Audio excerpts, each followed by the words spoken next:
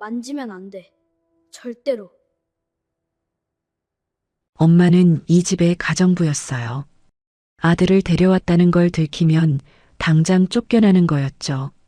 그런데 은우의 발은 이미 피아노를 향해 움직이고 있었습니다. 마치 무언가에 홀린 것처럼. 한 번도 피아노를 배운 적 없는 아이의 손가락이 건반 위에 올라가자 저절로 움직이기 시작한 거예요. 그리고 하필 그 순간 재벌 회장 부부가 현관문을 열었어요. 아이의 얼굴을 본 회장이 충격에 휩싸였습니다. 그리고 떨리는 목소리로 한마디를 내뱉었어요. 야, 아이가 대체. 이야기 시작 전 구독과 좋아요를 눌러주세요. 지금 어디서 듣고 계신지 댓글 남겨주시면 그곳에 따뜻한 행운이 가득하기를 바라겠습니다. 새벽 5시 낡은 반지하 원룸에 희미한 알람 소리가 울려 퍼졌습니다. 유진은 잠결에 손을 뻗어 휴대폰을 더듬었고 겨우 알람을 끄고 나서야 무거운 눈꺼풀을 떴어요. 천장 가까이에 달린 조그만 창문으로 아직 어둠이 내려앉은 바깥 풍경이 보였죠. 유진은 조심스럽게 몸을 일으켰습니다. 바로 옆에서 새근새근 잠들어 있는 10살 아들 은우를 깨울까봐 숨소리마저 죽이면서요. 아이의 볼에는 아직 잠의 온기가 남아 있었고 작은 입술이 살짝 벌어진 채 평화로운 숨결을 내쉬고 있었습니다. 유진은 살금살금 부엌으로 향했습니다. 냉장고를 열었지만 남은 건 전날의 찬밥 한 덩이뿐이었어요. 딱딱하게 굳은 밥이었지만 그녀의 손끝에서 금세 동그란 주먹밥 2개로 변신했죠. 은우의 아침이었습니다. 그때 뒤에서 잠에서 깬 은우의 목소리가 들려왔습니다. 유진이 고개를 돌리자 잠옷 차림의 은우가 눈을 비비며 부엌 문 앞에 서 있었어요. 은우는 엄마에게 다가와 거친 손을 자신의 뺨에 가져다 대었습니다. 엄마 손 차갑다. 나 혼자 밥 먹을 수 있으니까 걱정 마. 10살이라고는 믿기 어려울 만큼 어른스러운 눈빛이었죠. 유진의 눈시울이 뜨거워졌습니다. 어린 나이에 벌써 엄마를 챙기려 드는 아들이 기특하면서도 한편으로는 가슴이 아팠어요. 그날 아침 은우는 학교에 가기 위해 좁은 골목길을 걷고 있었습니다. 낡은 가방끈을 양손으로 꼭 쥔 채 또래 아이들처럼 경쾌하게 발걸음을 옮겼죠. 그때 골목 어귀에서 낯익은 모습이 눈에 들어왔습니다. 순덕 할머니였어요. 순덕 할머니는 폐지가 가득 실린 무거운 수레를 끌며 힘겹게 언덕을 오르고 있었습니다. 굽은 허리로 온 힘을 다해 수레를 밀어도 수레는 좀처럼 앞으로 나아가지 않았어요. 은우는 망설임 없이 뛰어갔습니다. 할머니, 제가 도와드릴게요. 은우는 가방을 어깨에 단단히 메고 수레 뒤로 돌아갔습니다. 고사리 같은 작은 손으로 수레를 힘껏 밀기 시작했죠. 할머니는 깜짝 놀라 뒤를 돌아보았습니다. 아이고, 이게 누구요? 유진이네 아들 아니요? 네, 할머니. 제가 밀어드릴게요. 은우는 말없이 수레를 밀었습니다. 언덕 끝까지 할머니가 됐어라고 손사래를 칠 때까지요. 땀이 이마를 타고 흘러내렸지만 은우는 활짝 웃고 있었어요. 할머니, 잠깐만요. 은우는 가방을 뒤져 무언가를 꺼냈습니다. 급식 시간에 남겨두었던 귤 하나였어요. 살짝 찌그러졌지만 여전히 싱싱한 귤을 할머니의 손에 쥐어드렸습니다. 이거 엄마랑 먹으려던 건데 할머니 드세요. 달아요. 순덕 할머니의 눈가에 주름이 깊게 파였습니다. 눈물이 글썽이는 눈으로 은우의 손을 꼭 잡았어요. 고맙다. 네 엄마가 참 잘 키웠어. 은우는 고개를 숙여 인사하고 학교로 향했습니다. 할머니는 아이의 뒷모습이 사라질 때까지 그 자리에 서서 귤을 가슴에 품고 있었어요. 한편 유진은 식당에서 산더미 같은 설거지와 씨름하고 있었습니다. 기름때가 잔뜩 낀 냄비들, 끝도 없이 쌓여가는 접시들. 뜨거운 물에 손이 벌겋게 익어갔지만 유진은 쉬지 않고 손을 움직였어요. 저녁 장사가 끝날 무렵 유진은 조심스럽게 사장님에게 다가갔습니다. 오늘 손님들이 남긴 반찬 중에 손대지 않은 고기 반찬이 있었거든요. 사장님, 저기, 이 반찬 버리시는 거면 제가 가져가도 될까요? 사장님은 잠시 유진을 바라보다 고개를 끄덕였습니다. 유진은 연신 고개를 숙이며 고마움을 표했어요. 비닐봉지에 반찬을 담으면서 유진의 얼굴에 미소가 번졌습니다. 은우가 이걸 보면 얼마나 좋아할까 생각하니 하루의 피로가 눈 녹듯 사라지는 것 같았습니다. 그런데 마감 시간이 되어 가게 앞을 쓸고 있을 때였어요.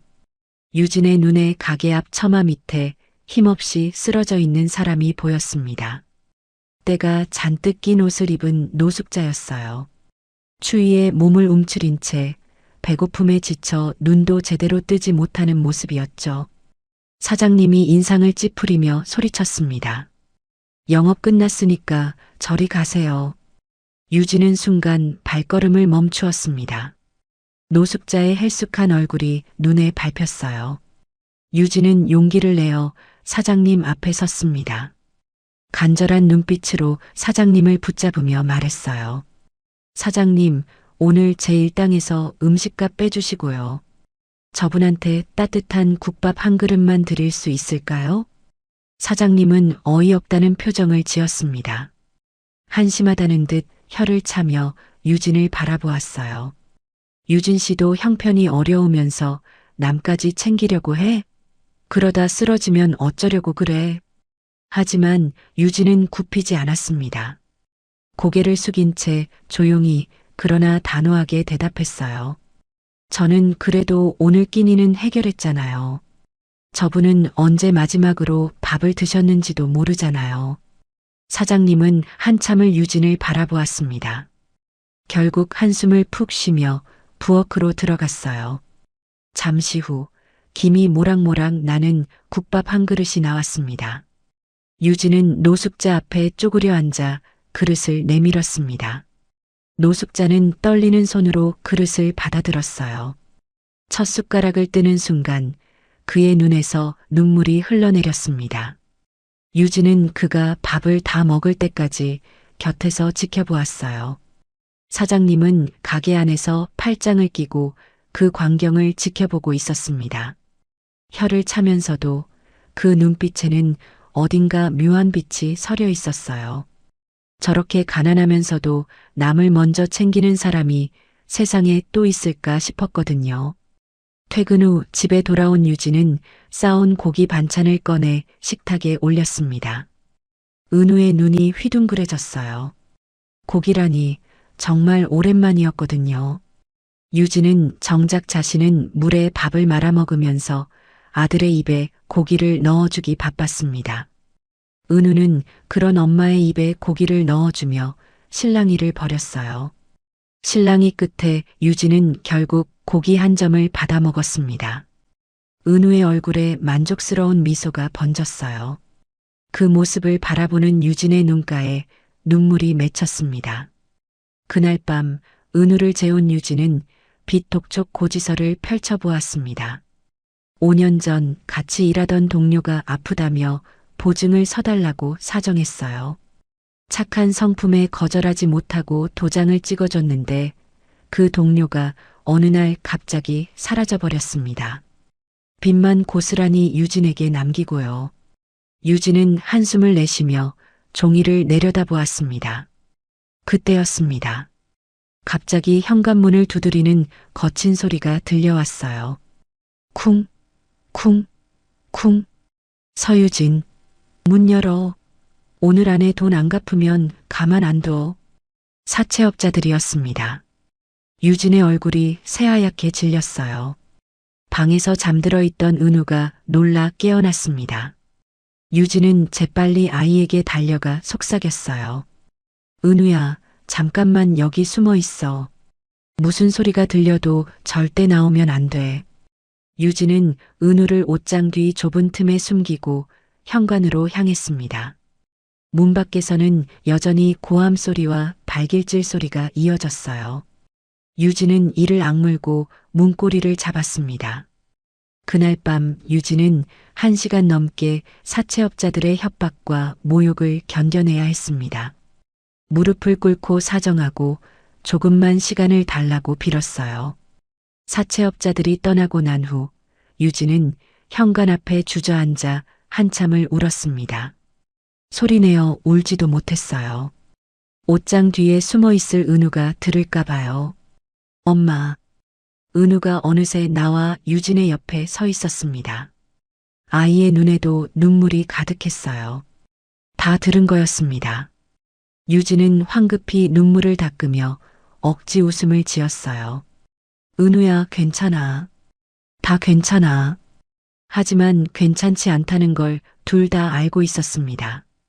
다음 날 결국 집주인에게서 통보가 왔습니다. 당장 짐을 빼라는 말이었어요. 어젯밤 소란 때문에 다른 세입자들이 항의했다고 했습니다. 길거리에 나앉게 된 상황에서도 유진은 은우 앞에서 울지 않으려 입술을 깨물며 짐을 쌌어요. 나는 엄마랑만 있으면 어디든 괜찮아. 은우가 엄마의 손을 꼭 잡으며 말했습니다. 유진은 아들을 꼭 끌어안았어요. 이 아이 하나만 있으면 어떤 고난도 견딜 수 있을 것 같았습니다. 그날 밤 찜질방에서 밤을 보내며 유진은 휴대폰으로 구인 사이트를 뒤졌습니다.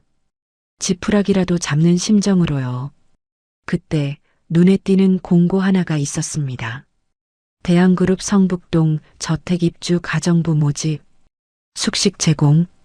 유진의 손가락이 멈추었습니다. 숙식 제공.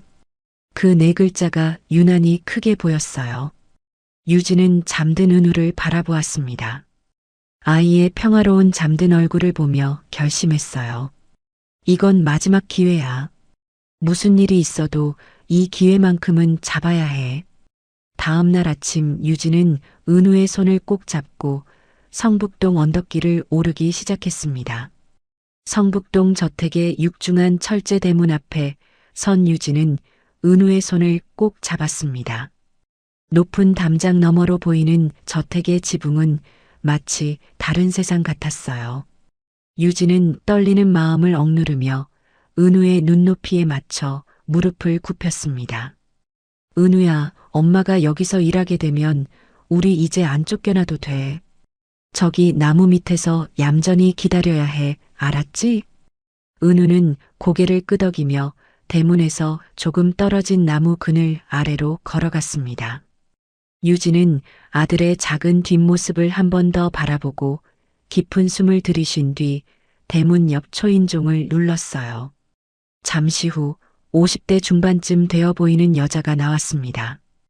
이 저택의 관리인 말자였어요. 말자는 유진을 위아래로 훑어보았습니다. 낡았지만 깔끔하게 다린 옷, 긴장으로 창백해진 얼굴, 그리고 거칠게 갈라진 손마디. 말자의 시선이 유진의 손에서 멈추었어요. 손이 왜 이렇게 됐어요? 식당에서 설거지 일을 오래 해서요. 유진은 부끄러운 듯 손을 등 뒤로 숨겼습니다. 하지만 말자는 오히려 고개를 끄덕이며 중얼거렸어요. 요즘 세상에 저렇게 일한 티가 나는 손을 가진 젊은 사람이 드물다고요. 면접은 생각보다 간단했습니다. 말자는 몇 가지 질문을 던졌고 유진은 솔직하게 대답했어요. 특별한 기술이 있는 건 아니지만 성실하게 일하겠다고, 시키는 일은 뭐든 하겠다고요. 말자는 유진의 절박하지만 맑은 눈빛을 가만히 들여다보았습니다.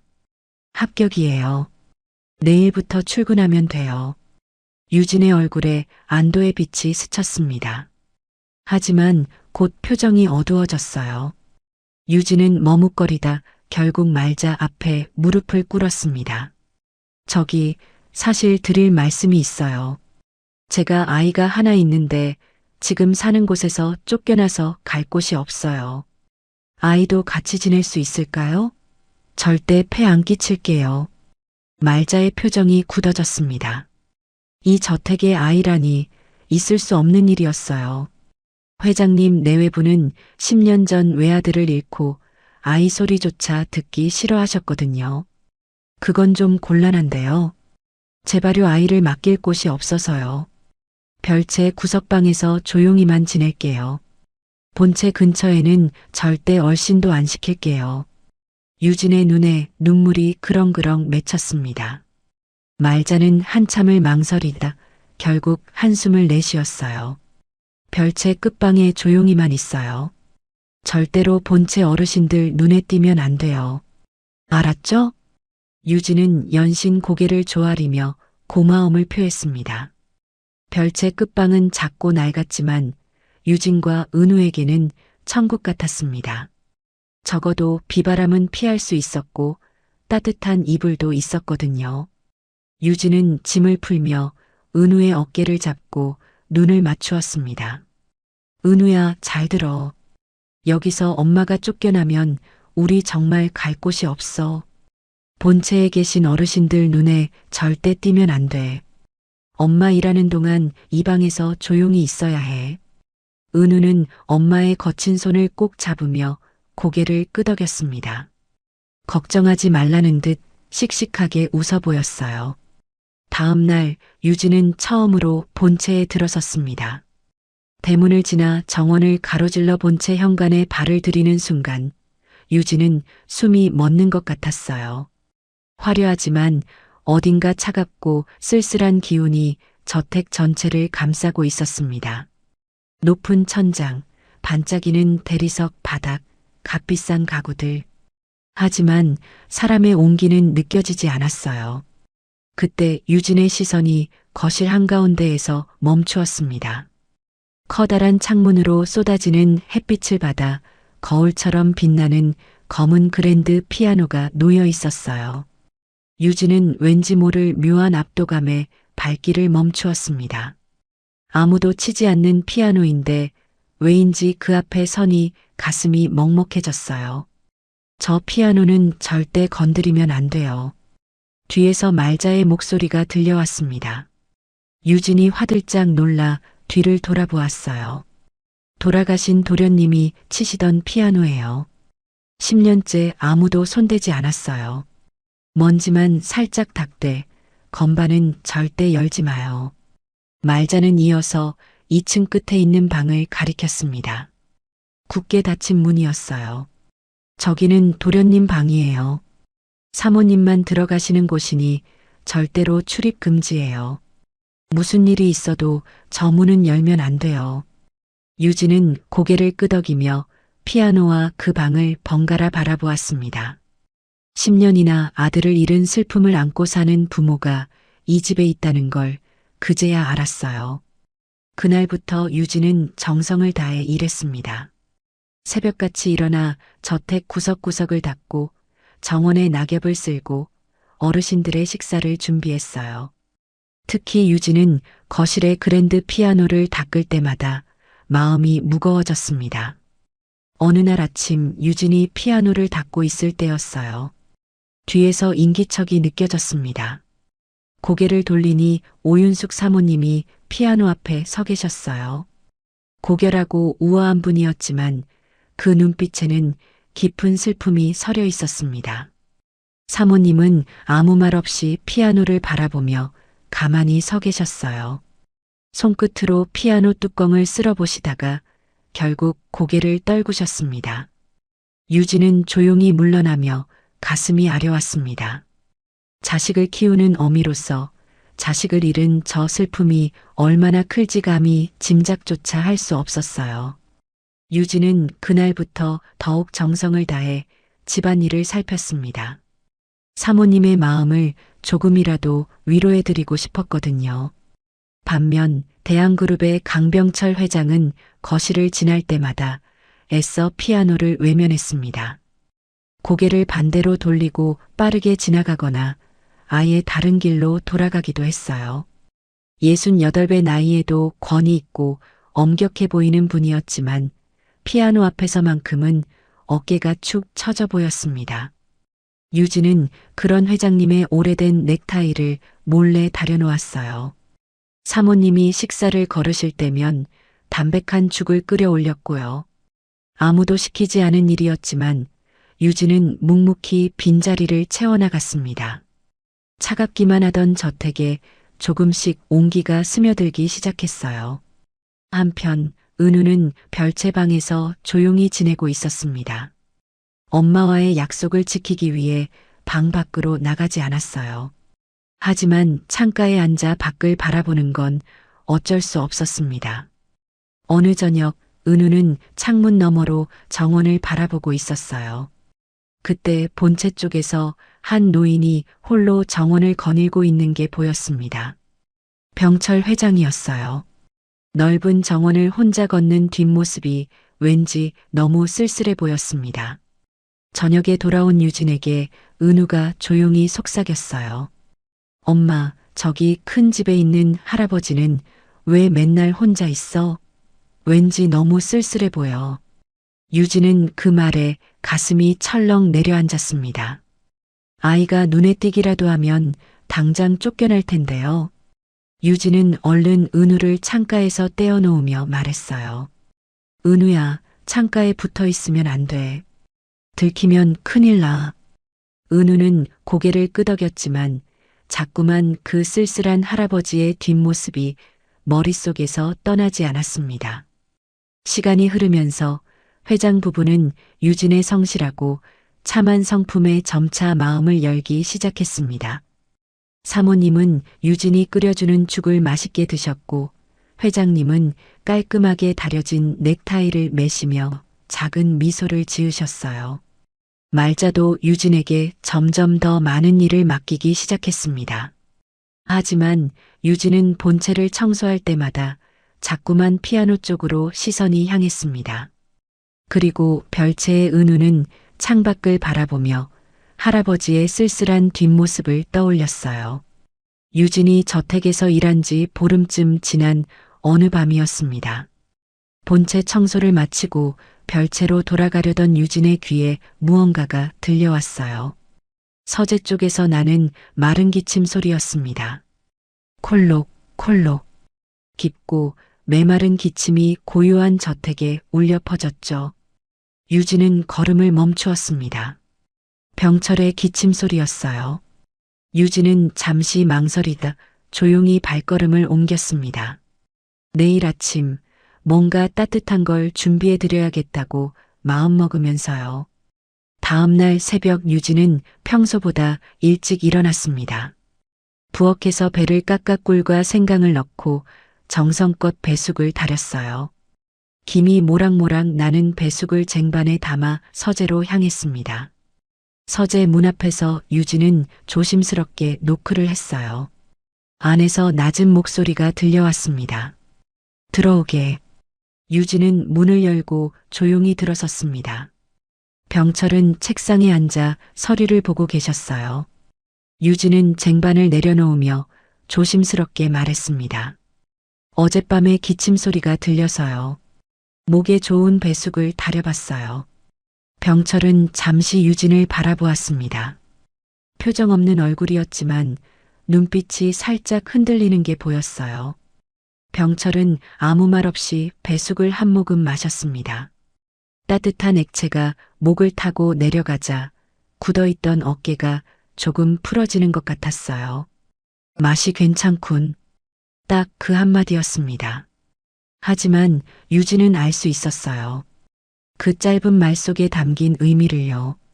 유진은 조용히 고개를 숙이고 물러났습니다. 그날 저녁 유진이 정성껏 차린 저녁상이 식탁에 올라왔습니다. 특별한 음식은 아니었어요. 담백한 된장찌개, 정갈하게 무친 나물, 갓 지은 따끈한 밥.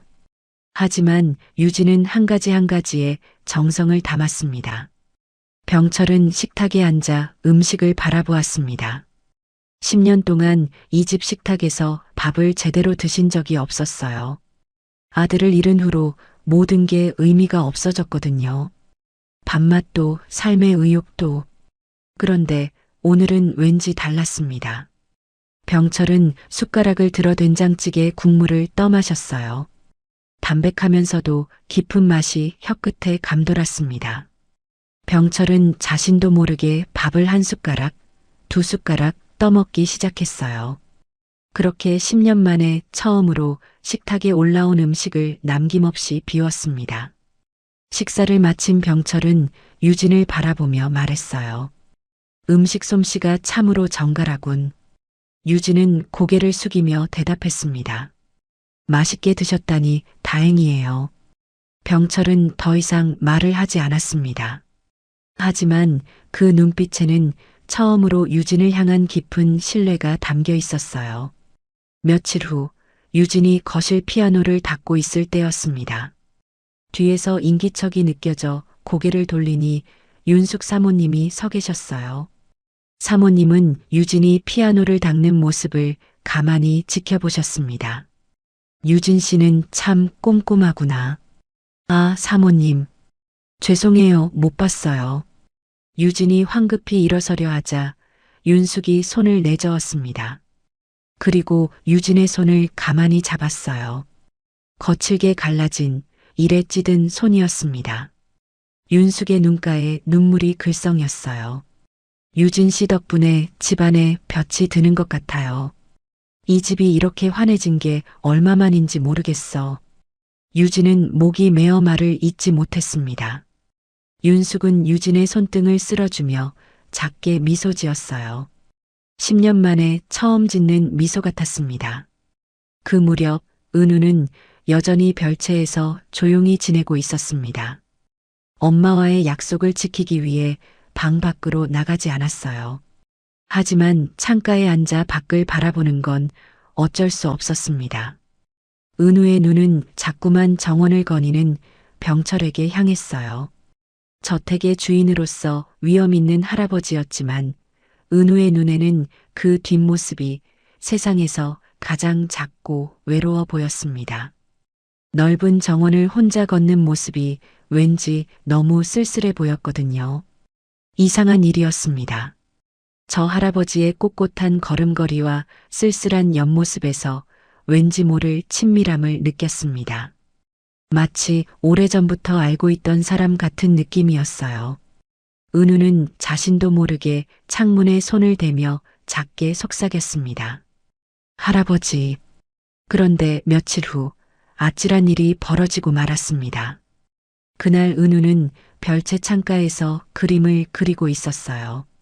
그런데 바람이 불어 종이가 창밖으로 날아가 버렸습니다. 은우는 망설이다 조심조심 문을 열고 밖으로 나갔어요. 스케치북 종이가 별채 앞 나무 근처에 떨어져 있었습니다. 은우가 종이를 줍는 순간 저 멀리서 발자국 소리가 들려왔어요. 병철이 정원 산책을 하며 이쪽으로 다가오고 있었습니다. 은우는 얼어붙었어요. 어떻게 해야 할지 몰라 그 자리에 서 있었습니다. 그때 본체에서 뛰어나오는 사람이 있었어요. 유진이었습니다. 유진은 창문으로 그 광경을 보고 심장이 터질 것 같았어요. 유진은 재빨리 병철 앞으로 달려가 말을 걸었습니다. 회장님, 저쪽 화단에 새로 심은 꽃이 피었는데요. 한번 보시겠어요? 유진은 억지로 밝은 목소리를 내며 병철의 시선을 돌렸어요. 병철은 어리둥절한 표정으로 유진을 바라보다 고개를 끄덕였습니다. 유진은 안도의 한숨을 삼키며 병철을 반대쪽으로 이끌었어요. 그 사이 은우는 나무 뒤에 숨어 할아버지의 뒷모습을 바라보았습니다. 가까이서 보니 더욱 쓸쓸해 보였어요. 은우의 가슴에 묘한 떨림과 안타까움이 밀려왔습니다. 시간이 흐르면서 회장 부부는 유진을 점점 더 신뢰하게 되었습니다. 유진은 회장의 낡은 돋보기 안경을 늘 깨끗이 닦아두었고 사모님이 좋아하시는 국화를 정원에 새로 심어두었어요. 아무도 시키지 않은 일이었지만 유진은 마치 이 집의 딸처럼 구석구석을 살폈습니다. 병철과 윤숙은 유진의 그런 모습에서 잃어버린 가족의 온기를 느꼈어요.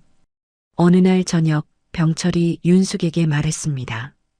요즘 세상에 저런 참한 사람이 어디 있을까? 유진이가 온 후로 집안이 달라진 것 같소? 윤숙도 고개를 끄덕였어요. 두 사람은 어느새 유진을 딸처럼 신뢰하게 되었습니다. 어느 비 오는 밤이었습니다.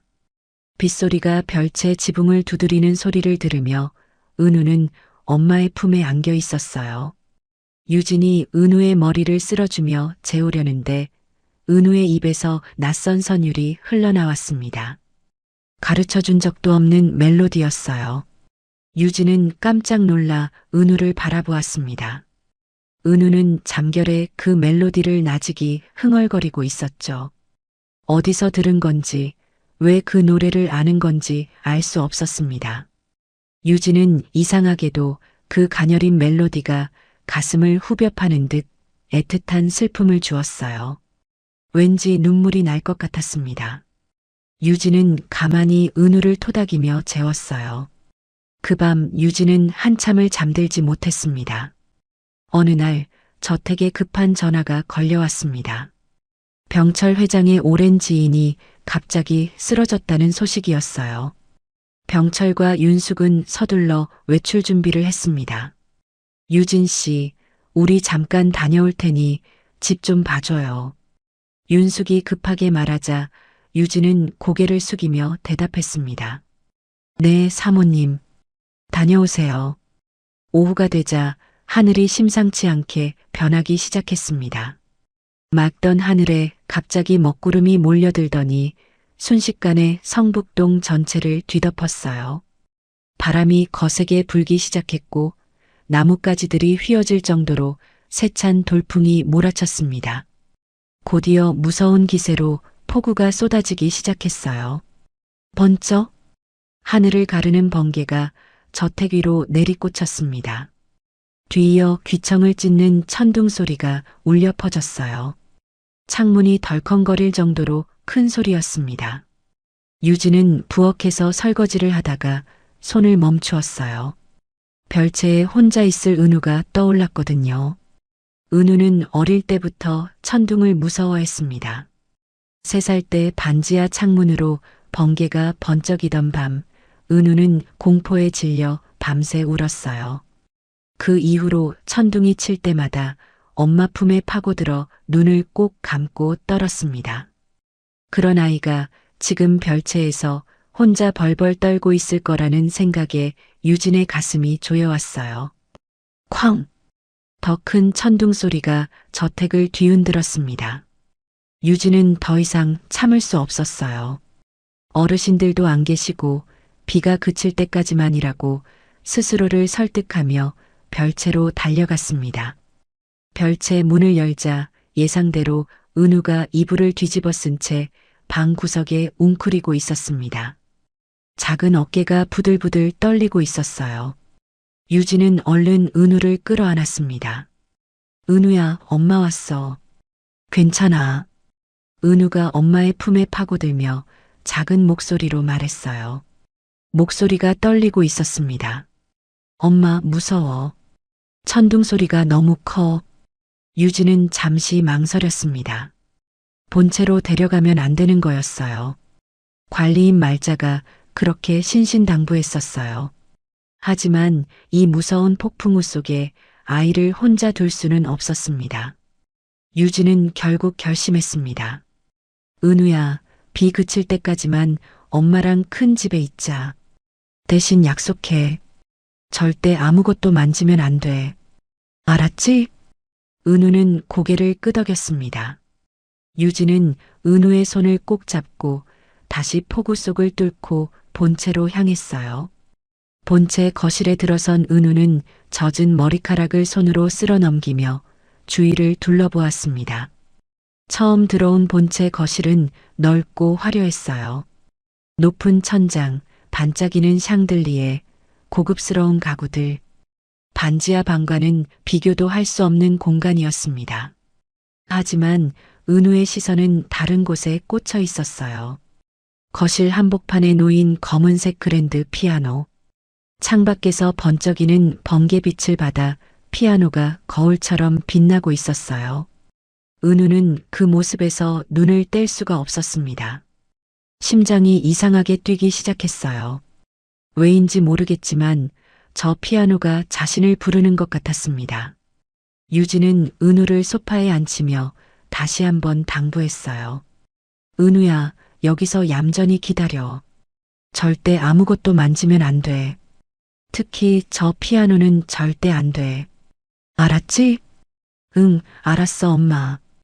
은우는 고개를 끄덕였습니다. 유진은 은우의 머리를 한번 쓸어주고 부엌으로 향했어요. 밀린 설거지를 마저 해야 했거든요. 은우는 소파에 앉아 있었습니다. 하지만 자꾸만 시선이 피아노 쪽으로 향했어요. 창밖에서 번개가 칠 때마다 피아노의 검은 표면이 반짝반짝 빛났습니다. 마치 은우를 부르는 것 같았어요. 은우는 자리에서 일어났습니다. 안 된다는 걸 알았어요. 엄마가 만지지 말라고 했잖아요. 하지만 발이 저절로 움직였습니다. 마치 보이지 않는 실에 이끌리듯 은우는 천천히 피아노 앞으로 다가갔어요. 피아노 앞에 선 은우는 가만히 검은 표면을 내려다보았습니다. 심장이 두근두근 뛰었어요. 왜인지 모르겠지만 이 피아노가 자신을 기다리고 있었다는 느낌이 들었습니다. 마치 오랫동안 잠들어 있다가 은우를 만나기 위해 깨어난 것처럼 은우는 조심스럽게 손을 뻗어 건반 덮개에 손을 대었어요. 차갑고 매끄러운 감촉이 손끝에 전해졌습니다. 은우는 천천히 덮개를 들어 올렸어요. 10년 동안 닫혀있던 건반이 모습을 드러냈습니다. 하얀 건반과 검은 건반이 나란히 늘어서 있었어요. 은우는 태어나서 한 번도 피아노를 배운 적이 없었습니다. 피아노 학원은커녕 건반을 만져본 적도 없었어요. 하지만 이상하게도 이 건반들이 낯설지 않았습니다. 마치 예전에 수없이 만져본 것처럼 익숙했어요. 은우는 의자에 앉았어요. 그리고 작은 손가락을 건반 위에 올렸습니다. 은우의 손가락이 건반을 눌렀습니다. 맑은 음이 거실에 울려 퍼졌어요. 10년 동안 잠들어 있던 피아노가 깨어나는 순간이었습니다. 은우는 눈을 감았어요. 그러자 머릿속에 선율이 흘러들어왔습니다. 어디서 들었는지 알 수 없는 하지만 왠지 익숙한 멜로디였어요. 비 오는 밤에 잠결에 흥얼거리던 그 멜로디. 엄마 뱃속에서부터 들었던 것 같은 그 선율. 은우의 손가락이 움직이기 시작했습니다. 처음에는 천천히 조심스럽게 하지만 점점 빨라지고 점점 확신에 차게 은우는 악보도 없이 배운 적도 없이 본능적으로 건반 위를 움직였어요. 마치 손가락이 이 곡을 기억하고 있는 것처럼 거실 가득 아름다운 선율이 울려 퍼졌습니다. 맑고 투명하면서도 어딘가 애절한 멜로디였어요. 창밖에서는 여전히 비가 쏟아지고 있었지만 피아노 소리가 폭우 소리마저 덮어버렸습니다. 은우는 눈을 감은 채 연주에 빠져들었어요. 손가락이 건반 위를 춤추듯 움직였습니다. 누구에게도 배운 적 없는 곡을 마치 평생 연습한 것처럼 완벽하게 연주하고 있었어요. 부엌에서 설거지를 하던 유진의 손이 멈추었습니다. 물소리를 뚫고 무언가가 들려왔어요. 피아노 소리였습니다. 유진은 심장이 멎는 것 같았어요. 설마 은우가. 유진은 젖은 손을 대충 닦지도 않은 채 거실로 뛰어갔습니다. 거실에 들어서는 순간 유진은 그 자리에 얼어붙었어요. 은우가 피아노 앞에 앉아 있었습니다. 작은 손가락이 건반 위를 움직이며 아름다운 선율을 만들어내고 있었어요. 유진은 비명을 질렀습니다. 은우야. 하지만 은우는 듣지 못했어요. 연주에 완전히 빠져 있었거든요. 유진은 달려가 은우를 멈추려 했습니다. 바로 그 순간이었어요. 철컥. 현관문이 열리는 소리가 들렸습니다. 폭우로 도로가 막혀 일정을 취소하고 돌아온 병철과 윤숙이 현관에 서 있었습니다.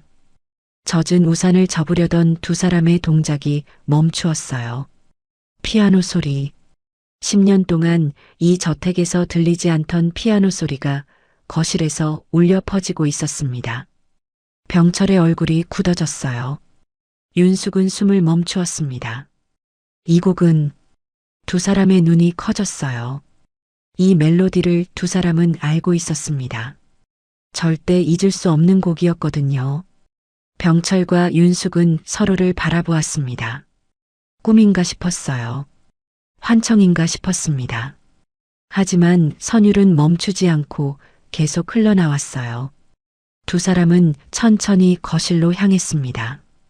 발걸음이 떨렸어요. 심장이 미친 듯이 뛰었습니다. 한 걸음 한 걸음 내딛는 게 이렇게 무거울 수가 없었어요. 거실 입구에 선 두 사람은 숨이 멎었습니다.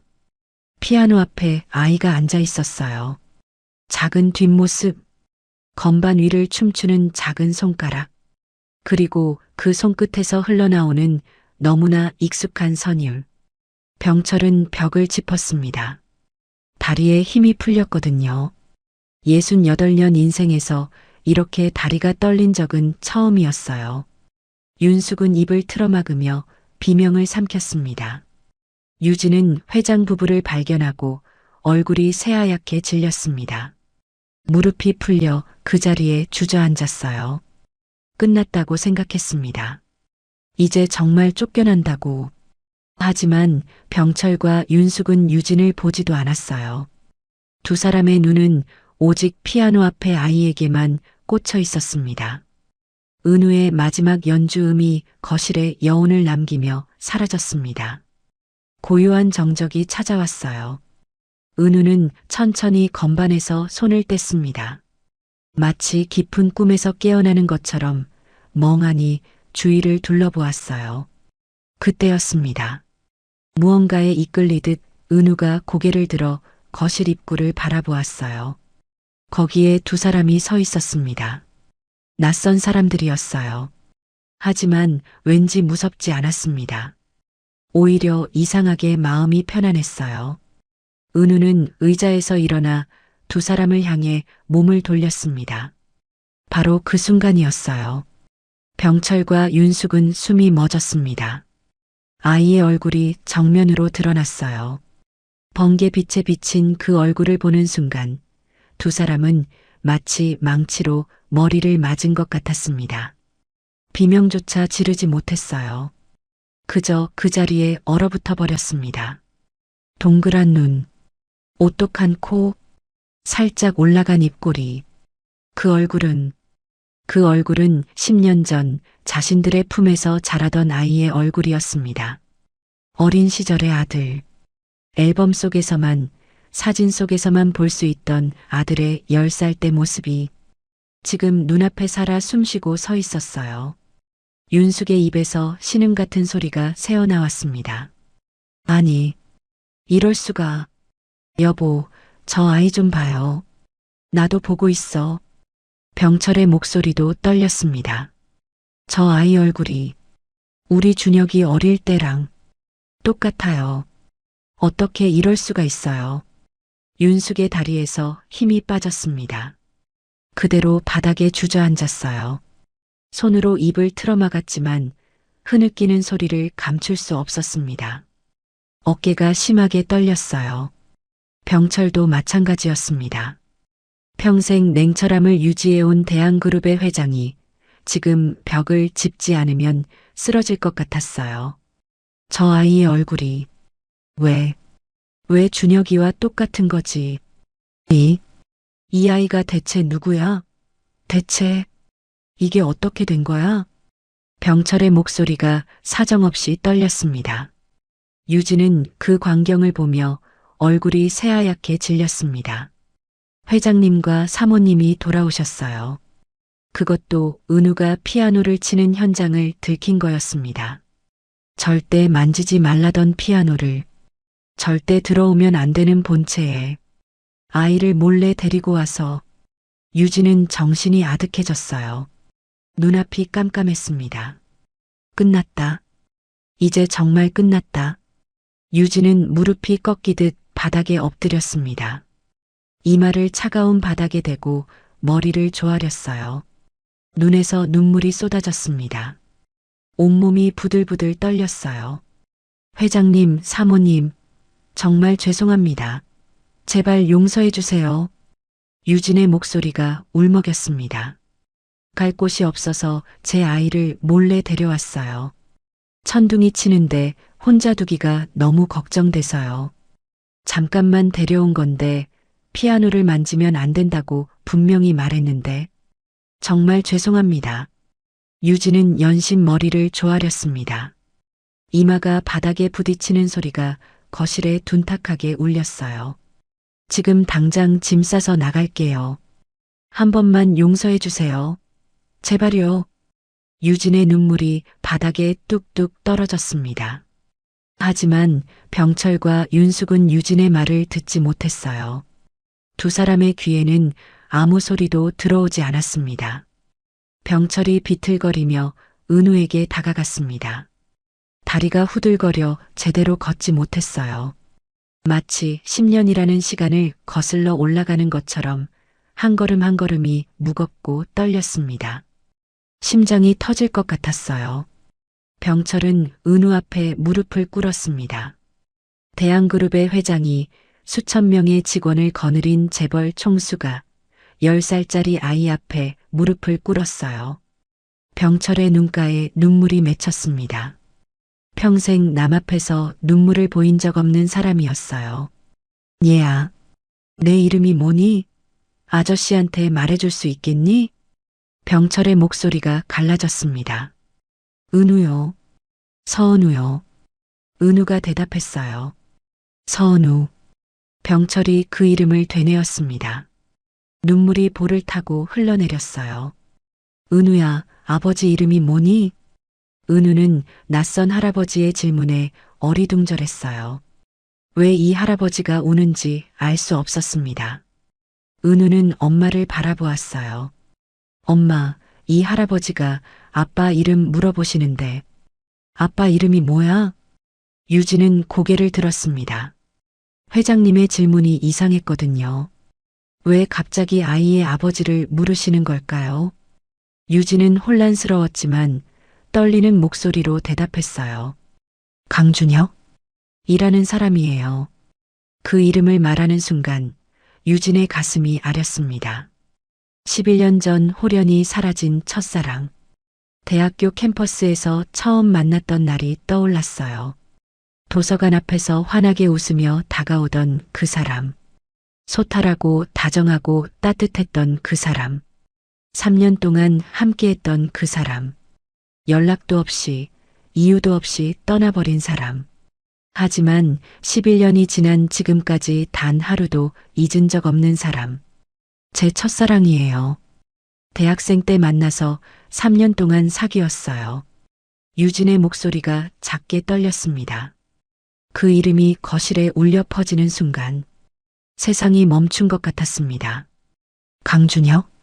그 세 글자가 병철과 윤숙의 귀에 천둥처럼 울렸어요. 뭐라고? 지금 뭐라고 했어? 윤숙이 비명을 질렀습니다. 바닥에 주저앉아 있던 윤숙이 갑자기 벌떡 일어났어요. 눈이 휘둥그레졌습니다. 온몸이 부들부들 떨렸어요. 준혁이라니. 강준혁? 그게 무슨 소리야? 우리 준혁이를 어떻게 알아? 윤숙의 목소리가 거실 전체를 뒤흔들었습니다. 히스테리에 가까운 절규였어요. 유진은 어리둥절했습니다. 사모님의 반응을 이해할 수 없었어요. 왜 준혁이라는 이름에 이렇게 반응하시는 걸까요? 사모님, 혹시 준혁 씨를 아세요? 유진의 물음에 윤숙은 대답하지 못했습니다. 그냥 오열했어요.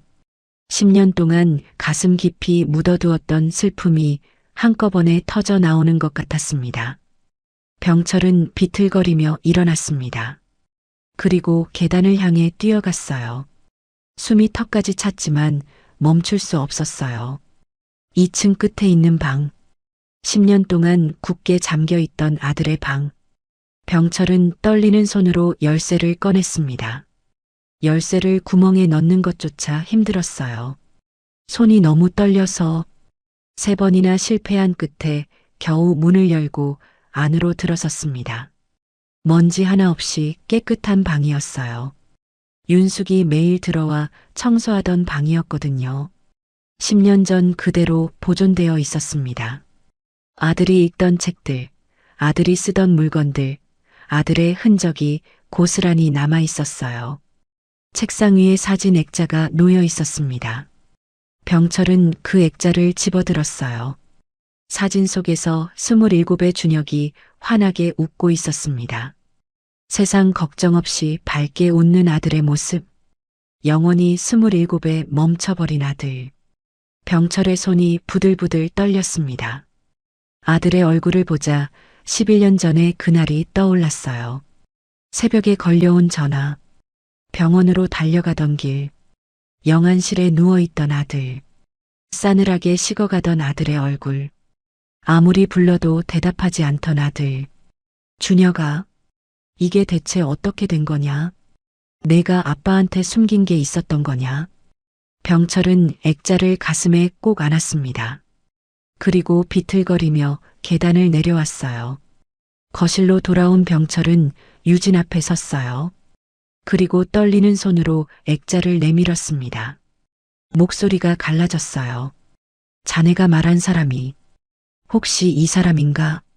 이 얼굴이 맞아? 유진은 병철이 내민 액자를 바라보았어요. 사진 속에서 환하게 웃고 있는 남자. 유진의 눈이 커졌습니다. 심장이 멈추는 것 같았어요. 숨을 쉴 수가 없었습니다. 귀에서 윙윙 소리가 났어요. 눈앞이 흐려졌습니다. 저 얼굴은 11년 동안 단 하루도 잊은 적 없는 얼굴이었어요. 꿈에서도 보고 은우의 얼굴에서도 찾던 얼굴. 자신의 첫사랑이자 은우의 아버지. 세상에서 가장 사랑했던 사람. 준혁 씨?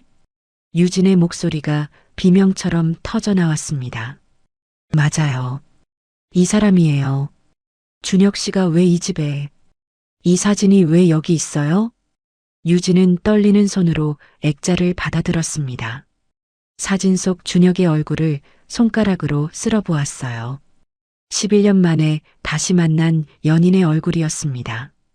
유진의 눈에서 눈물이 쏟아졌습니다. 입술이 떨렸어요. 그때 윤숙이 울먹이며 말했어요. 목소리가 심하게 떨렸습니다. 준혁이는 우리 아들이야. 우리 외아들이야. 유진의 귀에 그 말이 천둥처럼 울렸습니다. 우리 아들, 우리 외아들. 준혁이 이 집 아들이라고요? 대한그룹 회장님의 아들이라고요? 유진은 믿을 수 없었어요. 머리가 하얘졌습니다. 귀가 멍멍했어요. 아니, 그럴 리가 없어요. 준혁 씨는 그냥 평범한 대학생이었어요. 재벌집 도련님이 아니었어요. 준혁은 그냥 평범한 청년이었습니다. 재벌가 도련님 같은 티는 전혀 없었어요. 비싼 옷을 입지도 않았고 비싼 차를 몰지도 않았습니다. 항상 소탈하게 웃고 학생 식당에서 밥을 먹고 유진에게 다정하게 대해주던 사람이었어요. 유진의 말이 끊겼습니다. 그때 유진의 머릿속에서 퍼즐 조각들이 맞춰지기 시작했어요.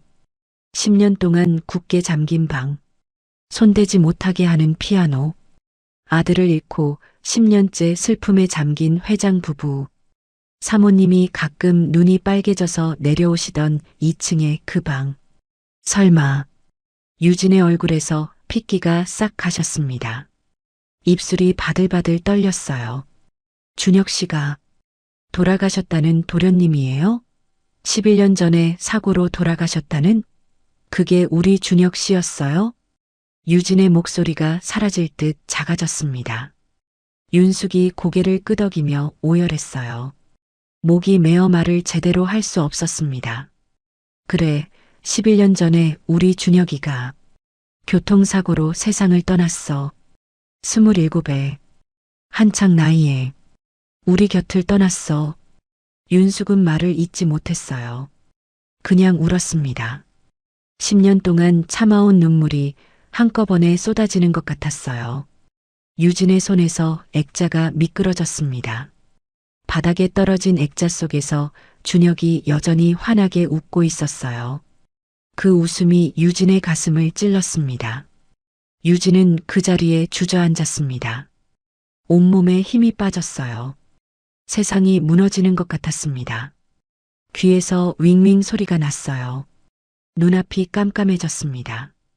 준혁이 죽었다고요? 11년 전 갑자기 연락이 끊겼을 때 유진은 버림받았다고 생각했어요. 임신 사실을 알리자마자 겁이 나서 도망친 거라고 생각했죠. 무책임한 남자라고 원망도 했습니다. 미워도 했어요. 밤마다 울면서 욕도 했습니다. 하지만 결국엔 용서했어요. 어딘가에서 행복하게 살고 있기를 빌었습니다. 그런데 죽었다니. 그때 이미 이 세상 사람이 아니었다니. 연락이 안 된 게 아니라 연락을 할 수 없었던 거였어요. 도망친 게 아니라 이 세상에 없었던 거였어요. 아니에요. 거짓말이에요. 이럴 수가 없어요. 유진은 고개를 저으며 울부짖었습니다. 믿고 싶지 않았어요. 받아들일 수 없었습니다. 준혁 씨가 죽었다니. 날 버린 게 아니었어요? 날 버린 게 아니었냐고요? 유진의 울음소리가 거실에 가득 찼습니다. 은우가 엄마에게 달려왔어요. 왜 엄마가 우는지 모르겠지만 엄마가 저렇게 우니까 무서웠습니다. 은우도 눈물이 났어요. 엄마, 왜 울어? 엄마, 울지 마. 내가 잘못했어. 피아노 쳐서 미안해. 은우가 유진을 끌어안았습니다. 작은 팔로 엄마를 꼭 감쌌어요. 유진은 아들을 끌어안고 통곡했습니다. 은우야, 아빠가, 내 아빠가, 우리 은우 아빠가. 유진은 말을 잇지 못했어요. 그냥 아들을 끌어안고 울었습니다. 그 모습을 바라보는 병철과 윤숙의 눈에서도 눈물이 흘러내렸습니다. 아들이 사랑했던 여자, 아들이 남기고 간 핏줄, 10년 동안 그 존재조차 몰랐던 손주가 지금 눈앞에 있었어요. 병철은 은우를 바라보았습니다. 저 아이의 얼굴에서 아들의 모습이 보였어요. 저 아이의 눈에서 아들의 눈빛이 보였습니다. 아들이 죽지 않았어요. 아들은 저 아이 안에 살아 있었습니다. 윤숙도 은우를 바라보았어요. 10년 동안 그리워하던 아들의 어린 시절이 저기 있었습니다. 윤숙이 천천히 유진에게 다가왔습니다. 바닥에 주저앉아 유진의 손을 잡았어요. 윤숙의 손도 떨리고 있었습니다. 11년 동안 누구에게도 말하지 못했던 그날의 기억이 떠올랐습니다. 유진 씨, 그날 일을 말해줄게요. 윤숙은 그날의 통화를 또렷이 기억하고 있었습니다.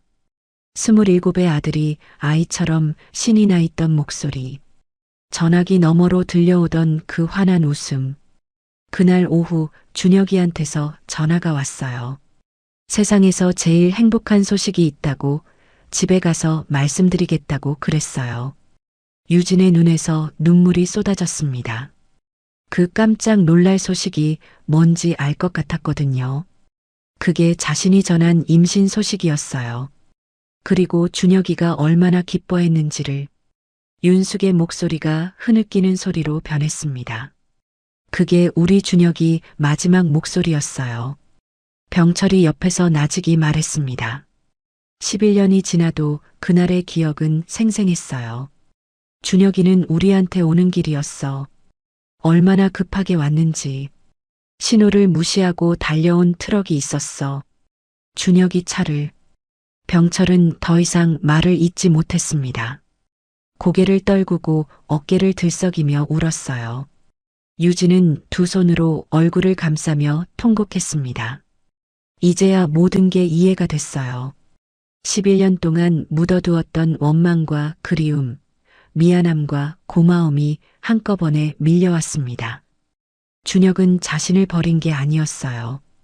유진과 뱃속의 아이를 세상에서 가장 행복하게 해주려고 부모님께 허락을 받으러 달려가다가 트럭 사고를 당한 거였습니다.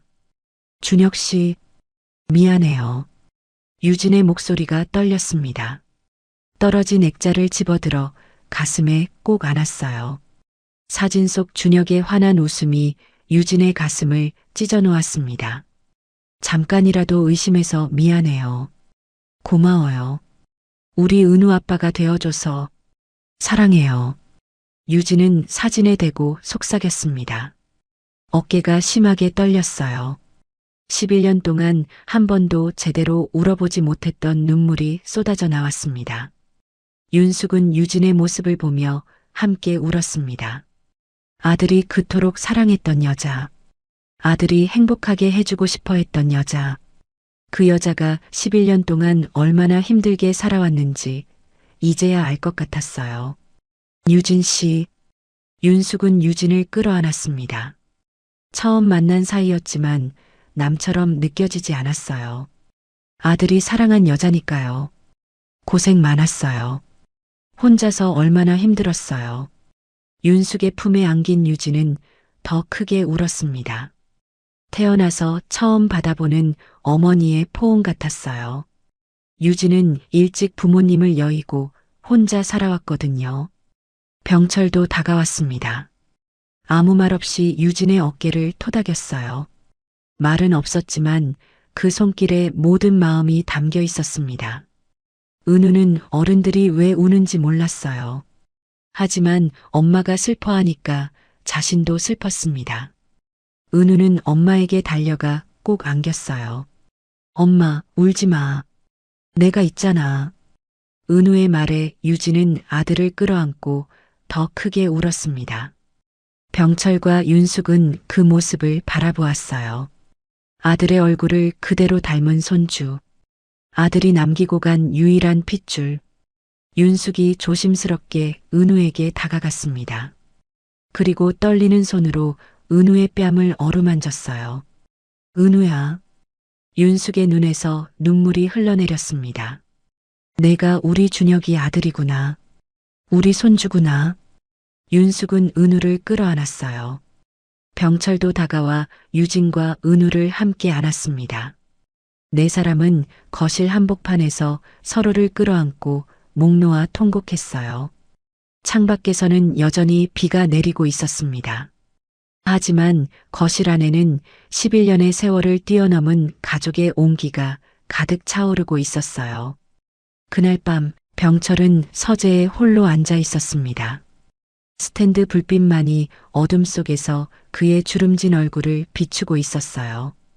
팔꿈치를 책상에 올려놓고 깍지 낀 두 손 위에 이마를 기댄 채 1시간째 같은 자세였습니다. 기적이라는 단어를 병철은 쉽게 쓰지 않는 사람이었어요. 대한그룹을 일군 40여 년의 세월 동안 세상에 기적이란 없다고 믿어왔습니다. 하지만 오늘 그 철벽 같던 신념에 금이 갔어요. 죽은 아들의 핏줄이 11년 동안 바로 지척에 있었다니. 그러나 병철은 대한그룹의 회장이었습니다.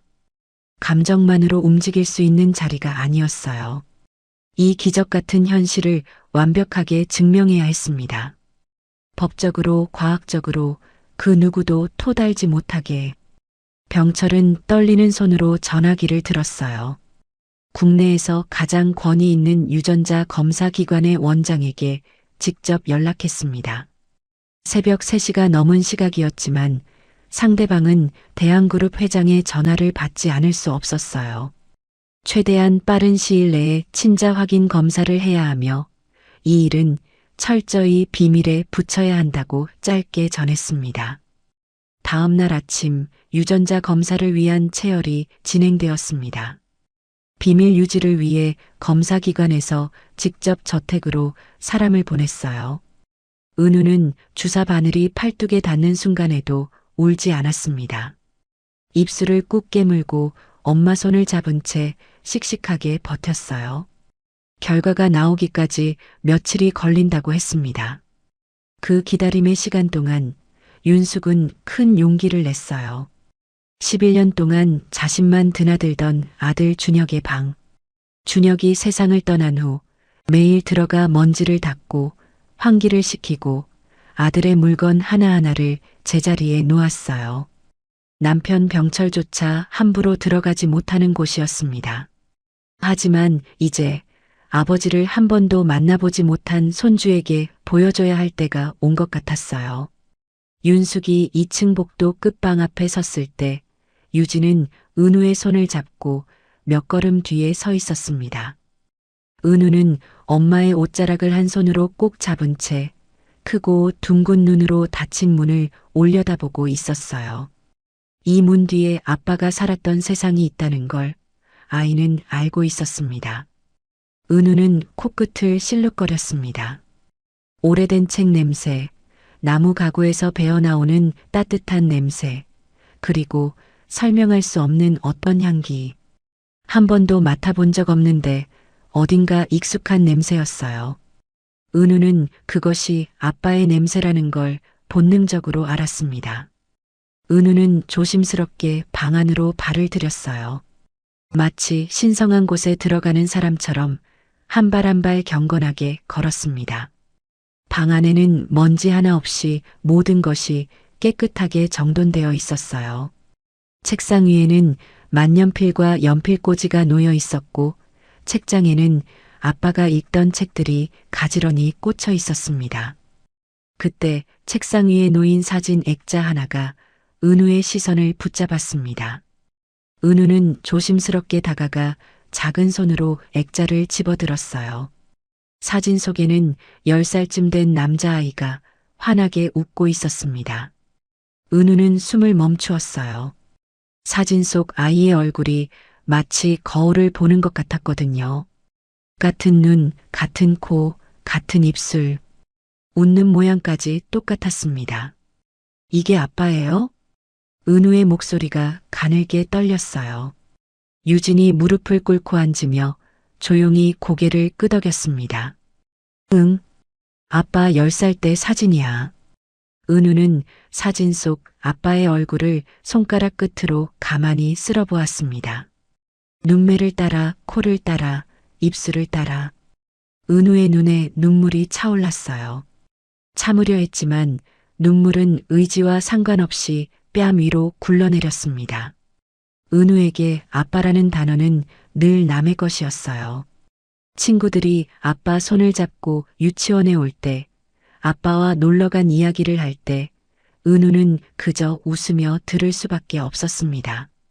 아빠가 없다는 사실이 창피해서 그 단어를 입 밖에 꺼낼 수가 없었어요. 이불 속에서 혼자 아빠라고 중얼거려 본 적은 있었지만 소리내어 누군가를 향해 불러본 적은 단 한 번도 없었습니다. 은우는 사진 속 아빠의 눈을 마주 보았어요. 아빠도 자신을 바라보고 있는 것 같았습니다. 괜찮아, 불러도 돼 라고 말하는 것 같았어요. 은우의 입술이 파르르 떨렸습니다. 목구멍 깊은 곳에서 10년 동안 삼켜왔던 두 글자가 올라왔어요. 아빠. 그 한마디가 방 안에 울려 퍼졌습니다. 작고 떨리는 목소리였지만 그 무게는 천근만근이었어요. 유진은 그 소리를 듣는 순간 바닥에 주저앉으며 두 손으로 얼굴을 가렸습니다. 윤숙은 문틀에 기대선 채 입을 틀어막고 어깨를 떨었어요. 병철은 복도에 서서 고개를 떨구었습니다. 은우는 사진 액자를 가슴에 꼭 끌어안으며 울었습니다. 아빠 나 은우야 나 여기 있어. 그날 밤 은우는 아빠의 방에서 잠이 들었어요. 아빠의 침대 위에 누워 베개에 얼굴을 묻으니 윤숙이 11년 동안 지켜낸 아들의 향기가 아이를 감싸 안았습니다. 은우는 사진 액자를 가슴에 품은 채 눈을 감으며 작게 속삭였어요. 아빠, 나 드디어 아빠 집에 왔어. 오늘은 아빠 방에서 자는 거야.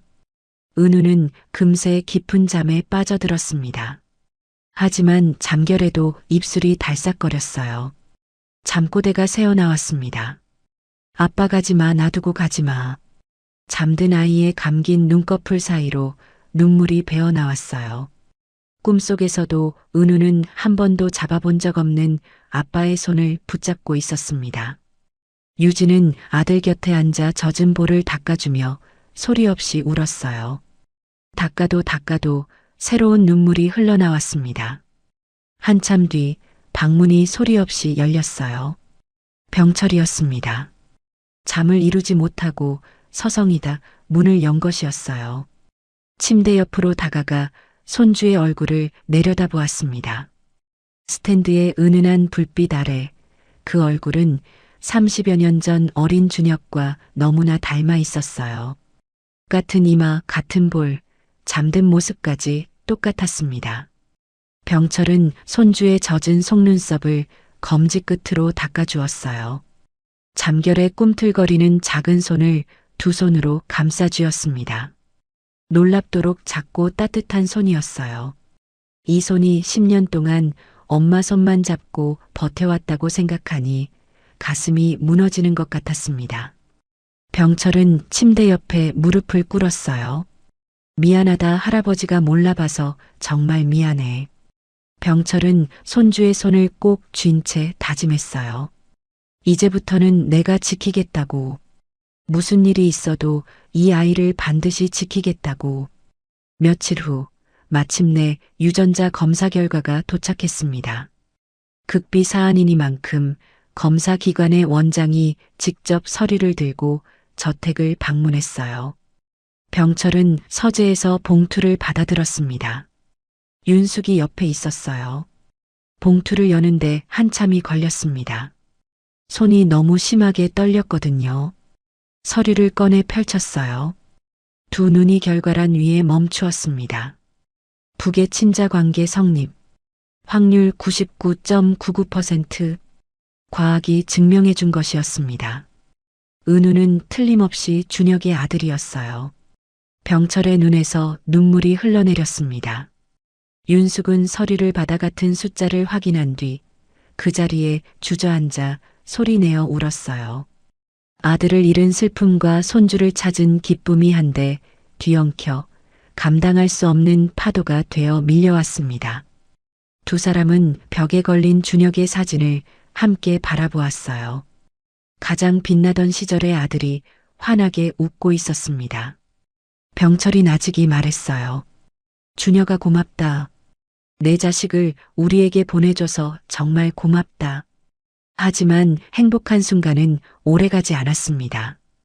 그날 오후 저택에 예고 없이 검은색 세단 한 대가 멈춰 섰어요. 뒷좌석에서 내린 사람은 병철의 사촌 동생 강태식 부회장이었습니다. 값비싼 양복에 매끈하게 빗어넘긴 머리카락, 입가에 비릿한 웃음을 걸고 있었어요. 태식은 11년 전 준혁이 세상을 떠난 후 줄곧 후계자 자리를 노려온 인물이었습니다. 병철에게 더 이상 아들이 없으니 그룹은 결국 자신의 손에 들어올 거라 믿었어요. 11년 동안 이사회에 자기 사람을 하나둘 심고 주요 계열사의 경영권을 조금씩 장악해 왔습니다. 시간은 자신의 편이라고 확신했어요. 그런데 갑자기 손주가 나타났다는 소문이 들려온 겁니다. 이건 단순한 가족사가 아니었어요. 수십조 원의 자산과 11년 동안 공들여온 모든 것이 걸린 문제였습니다. 거실로 들어선 태식은 능글맞게 인사를 건넸어요. 공손한 척했지만 눈빛은 차갑게 가라앉아 있었습니다. 형님, 준혁이 아들이 나타났다는 게 사실입니까? 그래, 사실이다. 태식의 눈꺼풀이 미세하게 떨렸어요. 거실 한쪽에서 은우를 뒤에 숨기고 불안하게 서 있는 유진이 눈에 들어왔습니다. 태식의 입꼬리가 비틀어졌어요. 어디서 나타난 여자인지 모르겠지만 재벌가에 이런 사기꾼이 얼마나 많은데 애를 앞세워 한못 잡으려는 수작에 형이 속아 넘어가고 있다며 비웃듯 쏘아붙였습니다. 유진의 얼굴에서 핏기가 빠져나갔어요.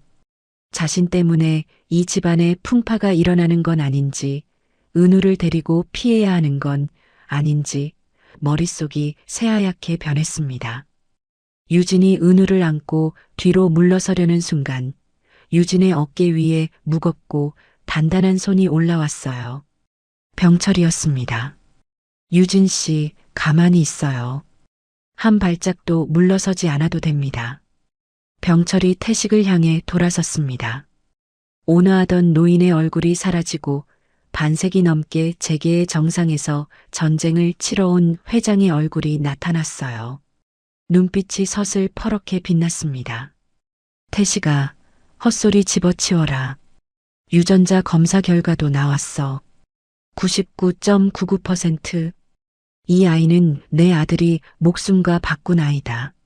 내 목숨보다 귀한 손주야. 병철은 한 걸음 다가서며 태식의 눈을 정면으로 쏘아보았어요. 한 번만 더 이 아이와 어미를 모욕하면 가만두지 않겠다. 거실에 침묵이 내려앉았습니다. 태식의 얼굴이 돌처럼 굳어졌어요. 사촌형의 눈빛에서 빈말이 아님을 읽었거든요. 저건 분노가 아니라 각오였습니다. 태식은 이를 악물었지만 이 자리에서 더 밀어붙이는 건 어리석다는 판단이 섰어요. 양복 소매를 매만지며 한 발 물러섰습니다. 그리고 돌아서기 직전 낮고 차가운 목소리로 한마디를 남겼어요. 형님, 나중에 후회하실 겁니다. 반드시요. 현관문이 닫히고 검은 세단의 엔진 소리가 멀어져 갔습니다. 하지만 병철은 알고 있었어요. 태식이 이대로 물러설 인간이 아니라는 걸. 저 눈빛은 포기가 아니었습니다. 독사가 먹이를 노리듯 기회를 엿보겠다는 눈빛이었어요. 병철은 몸을 낮추어 손주와 눈높이를 맞추었습니다. 불안이 어린 은우의 머리를 부드럽게 쓰다듬었어요.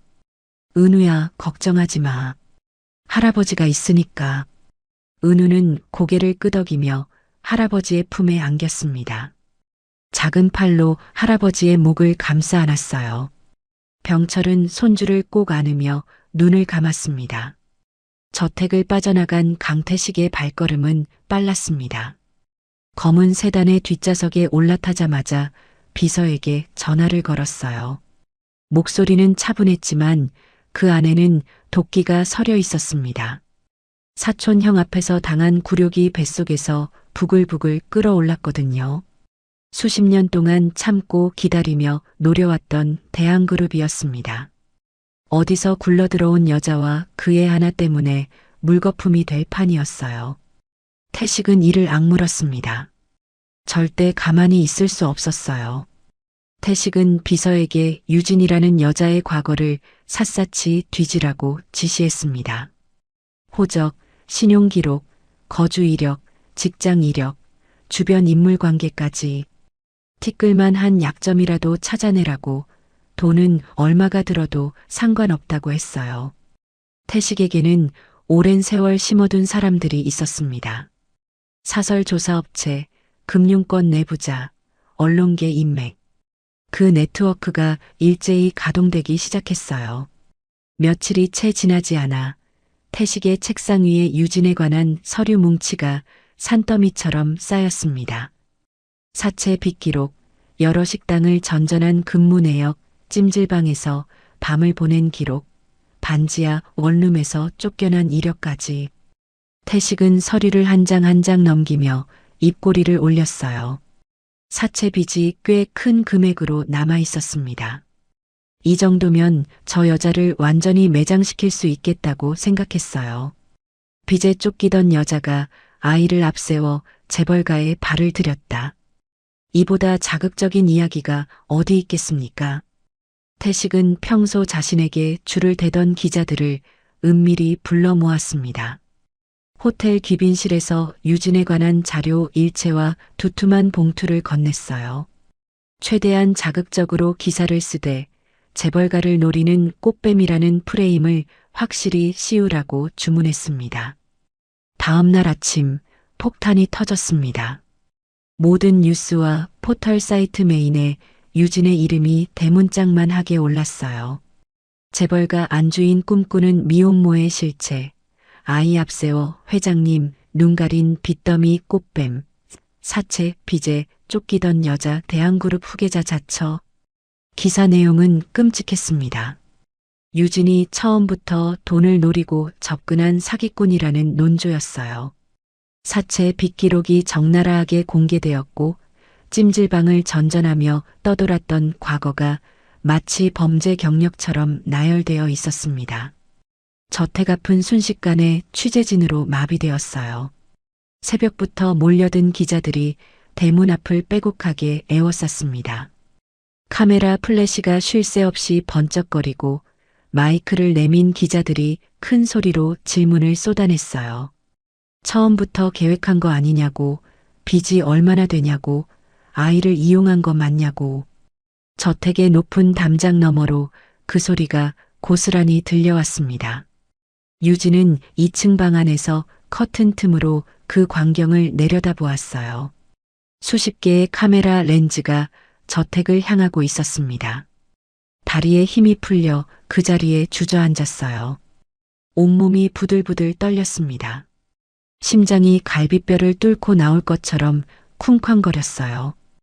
은우가 겁에 질린 얼굴로 엄마에게 달려왔습니다. 엄마, 저 사람들 왜 그래? 왜 소리 질러? 유진은 아들을 꼭 끌어안았지만 대답할 수가 없었어요. 입술이 떨려서 말이 나오지 않았거든요. 인터넷은 더 끔찍했습니다. 유진을 비난하는 댓글이 폭포처럼 쏟아졌어요. 전형적인 꽃뱀이라는 말, 애를 팔아서 한몫 잡으려 한다는 말, 감옥에 가야 한다는 말까지. 유진은 댓글 몇 줄을 읽다가 휴대폰을 떨어뜨렸습니다. 손에 힘이 풀려 잡을 수가 없었어요. 자신이 무슨 짓을 했다고. 그냥 살아남으려고 발버둥 쳤을 뿐인데. 아들 하나 먹여 살리려고 허리가 휘도록 일했을 뿐인데. 태식은 거기서 멈추지 않았습니다. 여론이 들끓는 틈을 타 대한그룹 긴급 이사회를 소집했어요. 이사회 회의실에서 태식은 유진의 빚 독촉장과 과거 기록을 프로젝터 화면에 띄우며 목소리를 높였습니다. 현재 병철 회장이 며느리로 들이려는 여자의 실체가 이것이라며 사채 빚 수천만 원에 변변한 직장도 없이 전전하던 여자라고 설명했어요. 대한그룹의 명예가 땅에 떨어지고 있으니 병철의 퇴진과 유진의 추방이 불가피하다고 주장했습니다. 이사들 사이에서 동조하는 목소리가 하나둘 나왔어요. 분위기가 점점 태식 쪽으로 기울고 있었습니다. 하지만 병철은 회의 내내 한마디도 하지 않았어요. 팔짱을 낀 채 태식을 차갑게 바라볼 뿐이었습니다. 마치 모든 것을 예상하고 있었다는 듯이. 설상가상으로 그날 오후에는 더 끔찍한 일이 벌어졌습니다. 태식의 사주를 받은 사채업자들이 저택 앞까지 찾아온 거였어요. 그들은 카메라가 돌아가는 걸 뻔히 알면서도 일부러 큰 소리로 고함을 질렀습니다. 빚 갚으라고, 도망 다니지 말고 나오라고. 이 광경이 취재진의 카메라에 고스란히 담겼어요. 생방송으로 전국에 중계되었습니다. 유진은 이제 온 나라의 지탄을 받는 사람이 되어버렸어요. 유진은 더 이상 견딜 수 없었습니다. 자신 때문에 병철 회장님과 사모님이 욕을 먹고 대한그룹이 흔들리고 죽은 준혁의 명예까지 더럽혀지고 있었어요. 유진은 떨리는 손으로 옷장을 열어 짐을 싸기 시작했습니다. 은우의 옷을 하나하나 가방에 넣으며 눈물이 뚝뚝 떨어졌어요. 윤숙이 방문을 열고 들어와 그 모습을 보는 순간 얼굴이 하얗게 질렸습니다. 유진 씨, 지금 뭐 하는 거예요? 제가 떠나야 이 집이 평화로워질 거예요. 저 때문에 준혁 씨 명예까지 더럽혀지고 있어요. 윤숙이 유진의 손을 붙잡았지만 유진은 고개를 저으며 은우의 손을 잡고 현관으로 향했습니다. 반지하에서 쫓겨나던 그날처럼 또다시 짐을 싸서 어딘가로 떠나야 하는 운명이었어요. 그때 병철이 현관 앞에 서서 길을 막았습니다. 유진 씨, 조금만 기다려요. 내가 다 해결할 테니까. 날 믿어요. 유진은 병철의 눈을 바라보았어요. 그 눈빛에 흔들림이 없었습니다. 대한그룹을 일군 사람의 눈, 무너지지 않는 사람의 눈이었어요. 유진은 결국 그 자리에 무릎이 꺾이듯 주저앉았습니다. 그리고 다음 날이 되자 예상치 못한 일이 벌어졌어요. 방송국 앞에 한 여자가 나타났습니다. 숨이 턱까지 차올라 헐떡이고 있었어요. 유진이 일하던 식당의 사장님이었습니다. 몇 달 전 가게 앞에서 굶주린 노숙자에게 밥을 주겠다는 유진을 보며 혀를 차던 바로 그 사람이었어요. 한심하다는 듯 고개를 저으면서도 결국 뜨거운 국밥 한 그릇을 내어주었던 그 사장님. 사장님은 뉴스를 보다가 도저히 가만히 있을 수가 없어서 달려왔다고 했습니다. 카메라 앞에 서자 목소리가 떨렸어요. 울먹임을 참으려 했지만 참을 수가 없었습니다. 유진 씨는 그런 사람 아니에요. 자기도 굶으면서 남을 먹인 사람이에요. 가게 노숙자가 쓰러져 있었는데 자기 하루 일당에서 밥값을 빼달라고 했어요. 처음 보는 사람을 돕기 위해서요. 그런 사람이 꽃뱀이에요? 유진이는 천사예요. 사장님의 증언이 방송을 타자 거센 비난 일색이던 여론에 처음으로 균열이 생겼습니다. 댓글창에 물음표가 달리기 시작했어요. 그리고 한 사람, 두 사람씩 더 나타나기 시작했습니다. 그 다음에 나타난 사람은 순떡 할머니였어요. 폐지를 주며 하루하루를 연명하던 허리 굽은 그 할머니. 은우가 등굣길에 무거운 폐지 수레를 밀어주고 급식 시간에 남겨둔 귤 하나를 할머니 손에 쥐어주었던 바로 그 할머니였습니다. 순덕 할머니는 카메라 앞에 서는 것이 두려웠지만 유진과 은우를 위해 용기를 냈어요. 주름진 손으로 마이크를 붙잡고 떨리는 목소리로 말했습니다. 은우가 학교 가다가 내 폐지 수레를 밀어줬어요. 한 번이 아니에요. 그 애는 맨날 그랬어요. 비 오는 날이고 눈 오는 날이고 나를 보면 꼭 달려와서 언덕 끝까지 밀어줬어요. 나뿐만이 아니에요. 우리 동네 어르신들 짐 들어드리고 길에서 할아버지 할머니 만나면 꾸벅꾸벅 인사하고 그 조그만 게 어른보다 나았어요. 할머니는 목이 메어 잠시 말을 멈추었다가 다시 입을 열었어요. 한 번은 그 애가 귤을 하나 줬어요. 엄마랑 먹으려던 거라면서요. 학교 급식에서 남겨둔 거래요. 찌그러진 귤 하나가 그렇게 따뜻할 수가 없었어요. 그 집은 가난해도 마음은 부자예요. 엄마가 그렇게 키운 거예요. 그런 사람들이 나쁜 사람일 리가 없어요. 할머니의 눈에서 눈물이 주르륵 흘러내렸습니다. 방송을 보던 사람들의 가슴이 뜨거워졌어요. 마지막으로 한 남자가 카메라 앞에 섰습니다. 행색은 여전히 초라했지만 눈빛만은 단단했어요. 몇 달 전 식당 앞 처마 밑에서 굶주림에 쓰러져 있던 그 노숙자였습니다. 유진이 자기 일당을 깎아서 따뜻한 국밥 한 그릇을 사주었던 바로 그 사람이었어요. 그 여자가 나를 살렸어요. 며칠째 아무것도 못 먹고 죽어가고 있었는데 처음 보는 사람이 뜨거운 국밥을 갖다 줬어요. 다 먹을 때까지 옆에 앉아서 지켜봐 줬어요. 그 한 끼 덕분에 다시 일어설 힘을 얻었습니다. 그런 사람이 사기꾼이라면 내 목숨 걸고 아니라고 할 수 있어요. 증언이 이어질수록 댓글창의 색깔이 바뀌기 시작했습니다. 비난이 사라지고 미안하다는 글이 올라왔어요. 우리가 잘못 알았다는 글, 유진 씨 힘내라는 글이 폭포처럼 쏟아졌습니다. 여론이 완전히 뒤집힌 것이었어요. 마침내 병철이 움직였습니다. 대한그룹 본사 대강당에서 긴급 기자회견이 열렸어요. 수백 명의 기자와 카메라가 빼곡하게 들어찼습니다. 병철은 단상에 올라 마이크 앞에 섰어요. 며칠간 침묵을 지켰던 이유가 있었습니다. 태식이 판을 벌리는 동안 병철은 비서실을 통해 유진의 과거를 역추적하고 있었어요. 유진이 빚을 진 진짜 이유, 그 돈이 어디에서 비롯된 것인지, 유진이 어떻게 살아왔는지를 낱낱이 밝혀낸 것이었습니다. 병철은 먼저 스크린에 한 장의 서류를 띄웠어요.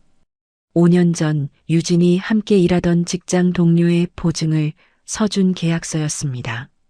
그 동료가 몸이 아프다며 사정했고 착한 유진은 거절하지 못했어요. 그런데 그 동료가 어느 날 잠적해버렸습니다. 빚만 고스란히 유진에게 남긴 채 유진이 진 빚은 자신이 쓴 돈이 단 한 푼도 아니었어요. 스크린에 사진들이 넘어갔습니다. 새벽 어둠 속에서 식당으로 출근하는 유진의 뒷모습, 시장에서 이웃에게 반찬을 건네는 모습, 노숙자 앞에 쪼그려 앉아 국밥을 내미는 장면까지 병철의 비서실이 며칠 밤을 새워가며 수집한 자료들이었어요. 이 사람은 5년 동안 남의 빚을 짊어지고 살면서도 자신보다 힘든 사람에게 밥 한 끼를 나눠주던 사람입니다. 우리 집안의 은인이지 사기꾼이 아닙니다. 병철의 목소리가 대강당에 울려 퍼졌어요. 기자들 사이에서 술렁임이 일었습니다. 병철은 한 호흡 쉬고 나서 더 단단한 목소리로 말을 이었어요. 이런 고결한 며느리를 얻은 것이 내 인생의 가장 큰 자랑입니다. 잠시 정적이 흘렀고 이어서 여기저기서 탄성이 터져 나왔습니다. 하지만 병철의 반격은 거기서 끝이 아니었어요. 스크린에 새로운 자료가 떴습니다. 강태식이 기자들에게 두툼한 봉투를 건네는 장면, 사채업자들과 만나 저택 앞에서 소란을 피우라고 지시하는 통화 녹취록, 그리고 대한그룹 공금을 횡령한 증거 서류들. 병철은 이 모든 것의 배후가 강태식 부회장이라고 밝혔습니다. 증거 일체는 이미 검찰에 제출했다고요. 회견장이 발칵 뒤집혔어요. 카메라 플래시가 미친 듯이 터졌습니다. 바로 그 시각 수사관들이 강태식의 사무실로 들이닥쳤어요. 태식은 도망칠 틈도 없이 현장에서 체포되었습니다. 수갑이 채워지는 순간 태식의 얼굴에서 모든 여유가 사라졌어요. 11년 동안 공들여 쌓아온 것들이 하루아침에 무너져 내리는 소리가 들리는 것 같았습니다. 독사는 자신이 판 함정에 스스로 빠진 것이었어요. 모든 것이 끝났습니다. 비난은 찬사로 바뀌었어요. 유진을 향한 응원 메시지가 전국에서 쏟아졌습니다. 미안하다는 말, 힘내라는 말, 당신 같은 엄마가 있어 세상이 따뜻하다는 말. 며칠 전까지 꽃뱀이라고 손가락질하던 사람들이 이제는 눈물을 흘리며 유진의 이야기에 감동하고 있었어요. 저택 거실은 조용했습니다. 폭풍이 지나간 뒤에 고요함이었어요. 유진은 병철과 윤숙 앞에 무릎을 꿇었습니다. 고개를 숙이자 눈물이 바닥 위로 떨어졌어요. 믿어주셔서 정말 감사합니다. 저 같은 사람을 끝까지 믿어주셔서. 유진의 목소리가 울음으로 끊어졌습니다. 그 이상 말을 잇지 못했어요. 병철이 천천히 다가와 유진의 손을 잡아 일으켜 세웠습니다. 이제 그만 울어요. 당신은 내 며느리야. 준혁이가 세상에서 가장 사랑했던 사람이고 우리 가족이야. 윤숙도 유진을 끌어안았어요.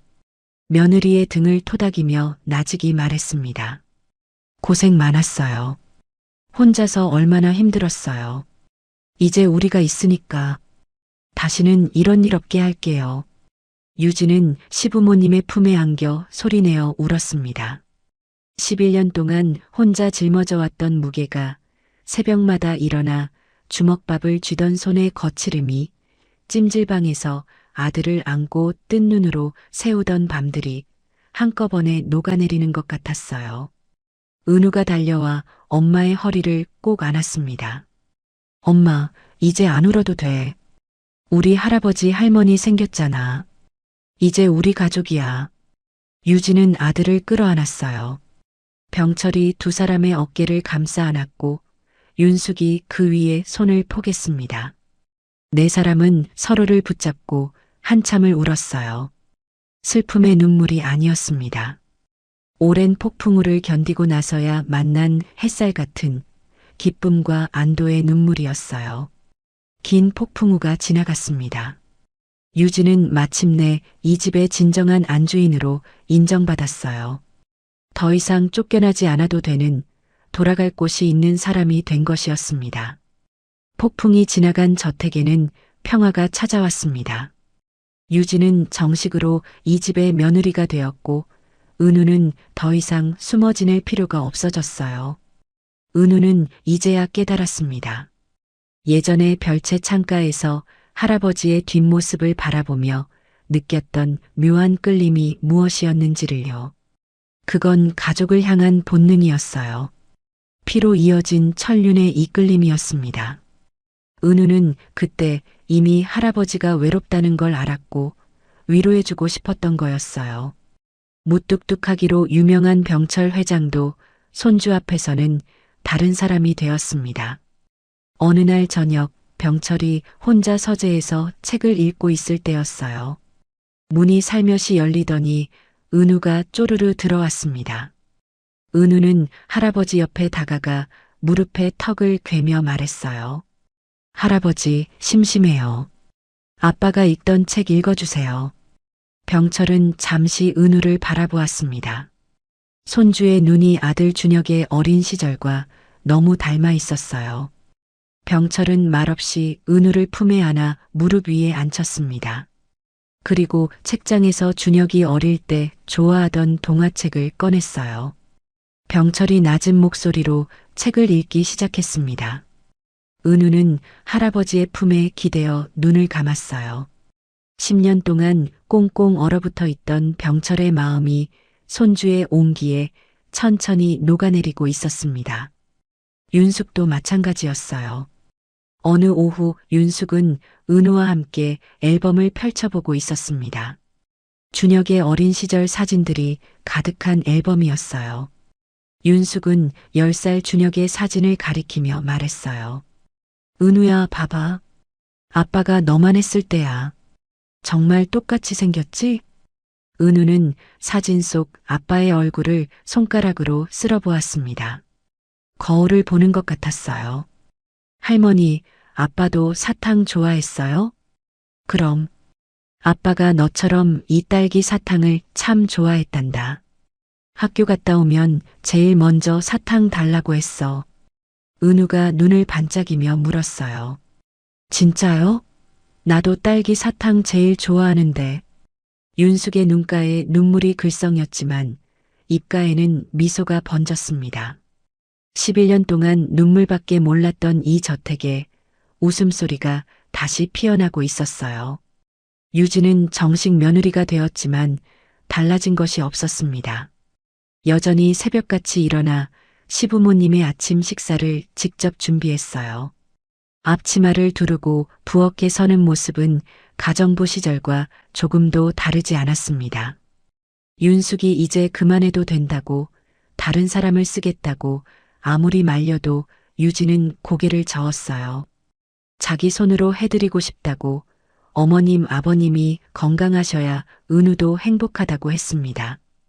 그리고 유진은 자신이 겪었던 고통을 잊지 않았습니다. 어느 날 유진은 시아버지에게 조심스럽게 제안했어요. 아버님, 제가 하고 싶은 일이 있어요. 저처럼 힘들게 사는 미혼모들과 가난한 아이들을 돕고 싶어요. 준혁 씨 이름으로 재단을 만들면 안 될까요? 병철은 유진의 눈을 바라보았습니다. 그 눈에는 진심이 담겨 있었어요. 병철은 고개를 끄덕였습니다. 좋은 생각이다. 준혁이도 분명 기뻐할 거야. 그렇게 준혁재단이 설립되었어요. 재단 설립식 날 예상치 못한 손님이 찾아왔습니다. 접수처 직원이 유진에게 달려와 말했어요. 기부를 하고 싶다며 찾아온 분이 계신데 반드시 유진 씨를 만나야 한다고 한다면서요. 유진이 로비로 나가자 번듯한 양복을 차려입은 중년 남자가 서 있었습니다. 유진은 처음에 그가 누구인지 알아보지 못했어요. 하지만 남자가 고개를 들어 유진의 눈을 마주한 순간 유진의 발이 멈추었습니다. 그 눈을 잊을 수가 없었어요. 식당 앞 처마 밑에서 굶주림에 쓰러져 눈도 제대로 뜨지 못하던 그 눈이었습니다. 유진이 자기 하루 일당을 깎아 따뜻한 국밥 한 그릇을 사줬던 바로 그 노숙자였어요. 남자는 떨리는 손으로 봉투 하나를 꺼내 유진 앞에 내밀었습니다. 그때 그 국밥 한 그릇이 제 인생을 바꿨습니다. 남자의 목소리가 갈라졌어요. 그날 밤 이야기를 꺼내는데 온 힘을 다하고 있는 것 같았습니다. 남자는 그날 죽으려고 했다고 했어요. 며칠째 아무것도 먹지 못했고 살아갈 이유도 없었고 그냥 그 처마 밑에서 눈을 감으면 다 끝나는 거라고 생각했다고요. 그런데 처음 보는 여자가 뜨거운 국밥을 들고 와서 자기 앞에 쪼그려 앉았다고, 다 먹을 때까지 옆에서 한마디도 않고 지켜봐 줬다고요. 그 국밥이 뜨거웠어요. 국물 한 숟갈이 목구멍으로 넘어가는데 온몸이 녹는 것 같았어요. 밥을 먹으니까 눈물이 나더라고요. 아, 나는 아직 살아있구나. 누군가 나를 사람으로 봐주는구나. 남자는 고개를 떨구며 울었습니다. 양복 무릎이 바닥에 닿는 것도 모른 채 어깨를 들썩이며 울었어요. 그 한 끼가 아니었으면 전 여기 없습니다. 그날 이후로 다시 일어서겠다고 맘먹었어요. 막노동부터 시작했습니다. 비 맞고 욕 먹고 쓰러지면서도 그날 그 국밥 생각하면 버틸 수 있었어요. 이름도 모르는 사람이 나한테 밥을 줬는데 내가 포기하면 안 되겠다 싶었어요. 남자는 봉투를 유진의 손에 꼭 쥐어주었어요. 이건 제가 번 첫 월급입니다. 전부 다 들어있어요. 재단에 기부하고 싶습니다.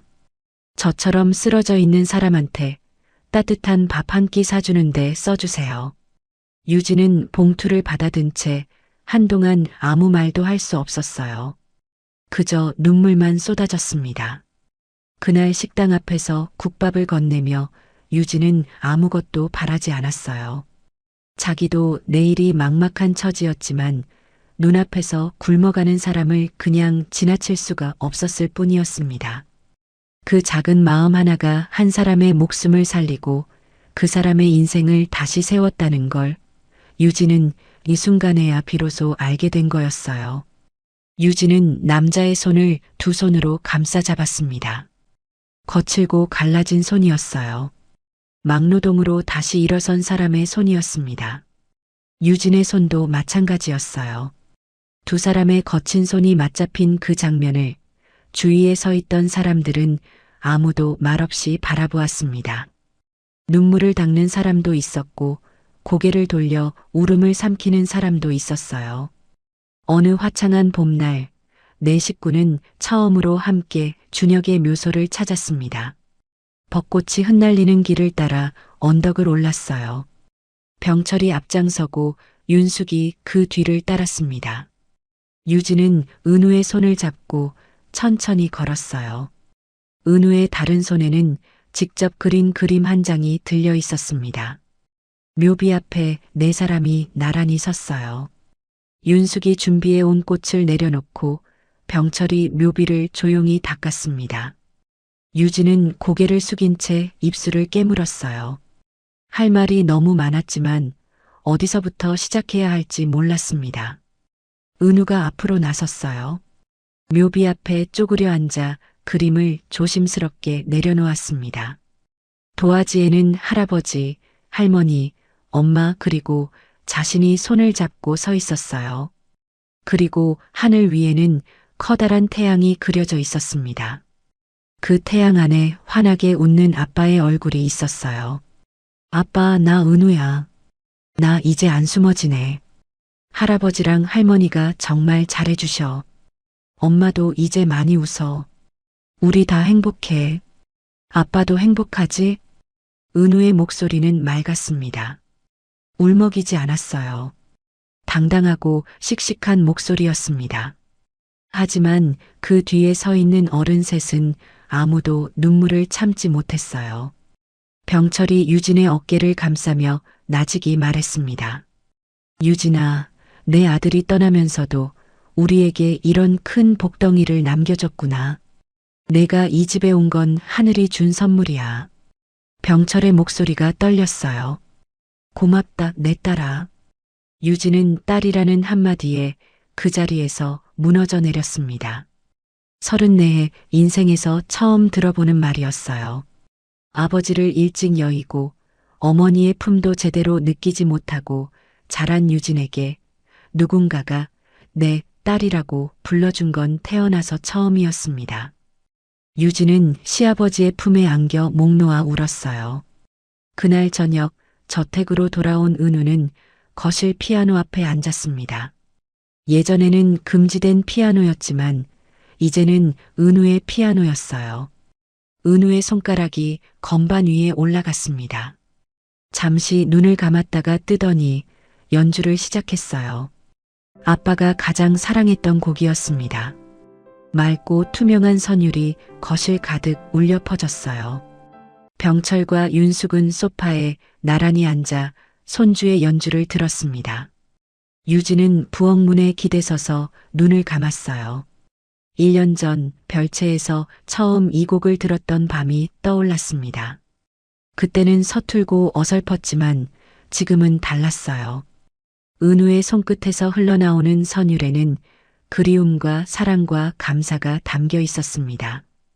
이제 그 피아노 소리는 더 이상 슬픔이 아니었어요. 내일을 향한 희망의 선율이었습니다. 연주가 끝나고 마지막 음이 저택 안에 길고 아름다운 여운을 남기며 사라졌어요. 창밖으로는 노을이 저택을 황금색으로 물들이고 있었습니다. 하늘의 태양이 마지막 빛을 다해 이 가족을 비추고 있었어요.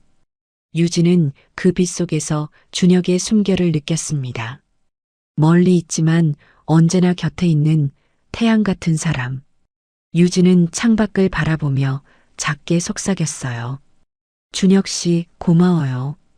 당신 덕분에 우리 모두 행복해요.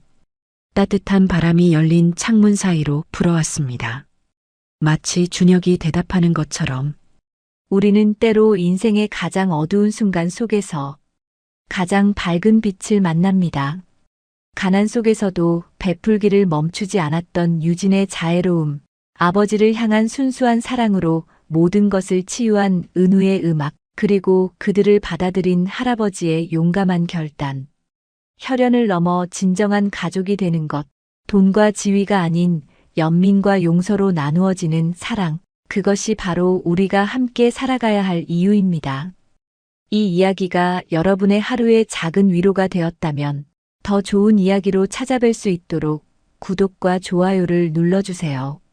그리고 사연의 주인공들에게 전할 따뜻한 응원도 댓글로 부탁드립니다. 오늘도 건강하시고 늘 좋은 일만 가득하시길 바랍니다.